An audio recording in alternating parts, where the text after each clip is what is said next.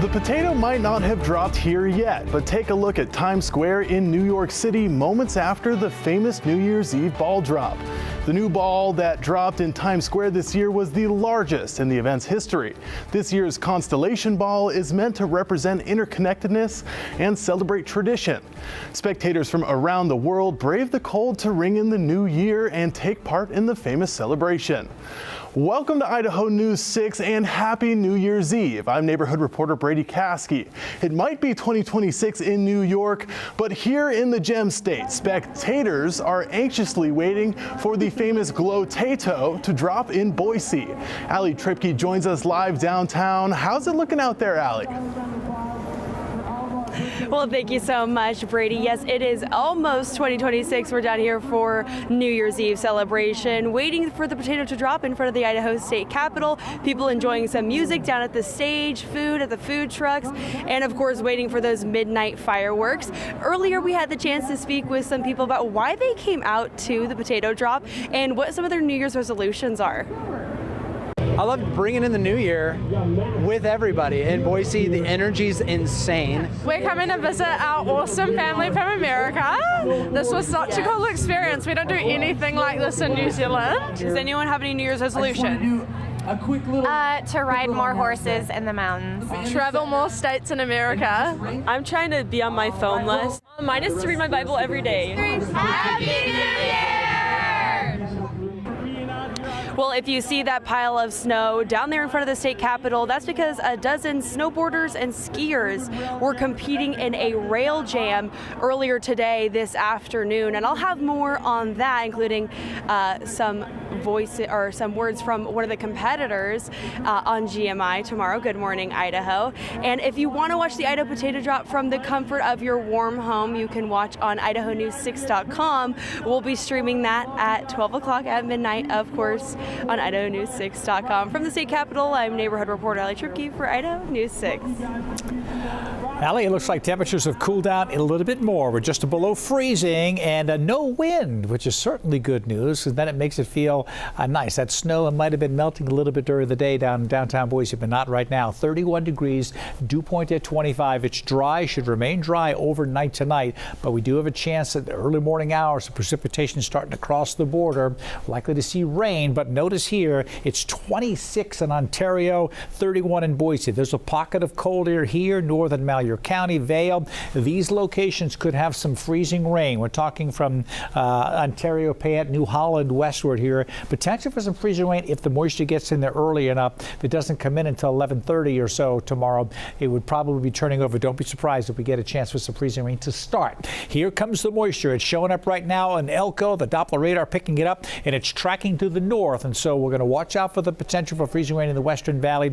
But in general, you see here, rain is likely and wet roadways likely as well. Forecast for the Magic Valley, a soaking rain. For the Treasure Valley, 29 degrees overnight. It's going to start to rise towards morning to 33, and a soaking rain tomorrow afternoon. More on where you can expect the snow level coming up. An update in the wrongful death case connected to the deadly Boise Hangar collapse. New tonight, the lawyer representing the families of two men killed says they've reached a settlement with two local companies. As we've previously reported, the January 2024 collapse killed three people. Workers Mario Santezi and Mariano Alex Cococh, both from Nampa by way of Guatemala. Also killed was Big D Builders co-founder Craig Durant. The Ada County coroner ruled all three died from blunt force trauma. Several others were hurt too. The families of the victims, Z and Cococh, have now reached settlements with Big D Builders and Walker Structural Engineering, leading to the dismissal of the federal case against those companies. The terms of those settlements are confidential, but lawsuits continue against Inland Crane of Boise and Steel Building Systems of Emmett. Attorney Enrique Cerna argues Inland Crane could have prevented the collapse despite OSHA previously dismissing its case against the company. Cerna said the families are satisfied with the settlement terms, but told Idaho News 6, quote, "No amount of money in the world can bring a husband or a father back." Though Big D Builders and Walker Structural Engineering settled, the family's lawyer says Inland Crane and Steel Building Systems have not. He plans to take those two entities to trial in 2026. An Idaho psychiatrist charged with sexually assaulting a patient in a Boise hotel room will be allowed to wear civilian clothes at his trial. A judge granting 45-year-old Alexander Will's request today and scheduling his next preliminary hearing for late January. Wills remains in custody in Ada County Jail. Tonight, a crash involving two vehicles temporarily halted traffic eastbound on Franklin Road near Orchard Street on the Boise Bench. One vehicle ended up in the front yard of a Franklin Road home. A large fire presence was reported to be at the scene. One person was taken to the hospital with injuries. Officials reported this was the only injury. A rural hospital in Weiser is raising money to install the state's third safe haven baby box. It's a secure resource where people can anonymously surrender a newborn infant, no questions asked. Weiser Memorial Hospital says the box will be a life-saving addition in Washington County, which faces urgent challenges, including economic hardship, substance abuse, and limited access to prenatal and mental care. They've already raised roughly 1/3 of $29,000 they need to implement the project. Idaho currently has two safe haven boxes, one in Sandpoint and the other in Blackfoot. 6 babies were safely surrendered last year.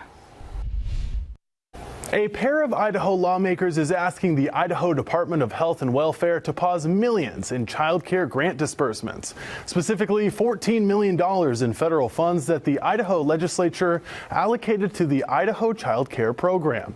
The request comes after fraud investigations in Minnesota. Nampa Senator Brian Lenny and Eagle Representative Josh Tanner say they want to see a new fraud prevention and enforcement plan and a review of prior disbursements. The funding was approved by the full legislature and Governor Brad Little last legislative session. If you've driven Highway 2026, you know just how busy the stretch near Midland Boulevard in King County can get.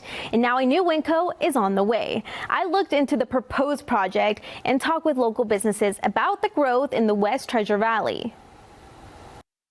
A very huge deal, very huge deal. That's how the city of Caldwell describes a project years in the making, welcoming Winco to town after the company purchased 35 acres of what was once an onion farm in one of Caldwell's fastest growing areas along Highway 2026. The city is planning to build some infrastructure along this corridor to help support not only their development, but future development that we anticipate seeing. The planned 84,000 square foot store is expected to create around 100 jobs, something city leaders say they've long aimed to deliver for the community. Just down the street, Jose Rivera, the owner of Covey Cafe, says the growth brings opportunity. I think there's a lot to learn from the growing area and different people that are coming in. Now with more development headed to this side of town, they're hopeful the momentum continues. It's just exciting. And be able to figure out how to prepare to serve that right and do it right. It's another struggle, but it's all very good struggles and good problems to have. As for when the project will break ground, we'll have to keep waiting. There is no set start date to construction. A live view of Times Square in downtown New York with the temperatures 33 degrees, very similar temperatures in the Treasure Valley. I'm Chief Meteorologist Scott Roval. Coming up after the break, we'll let you know when precipitation will move into Idaho. Will be freezing rain, snow. I've got my latest forecasts coming up next.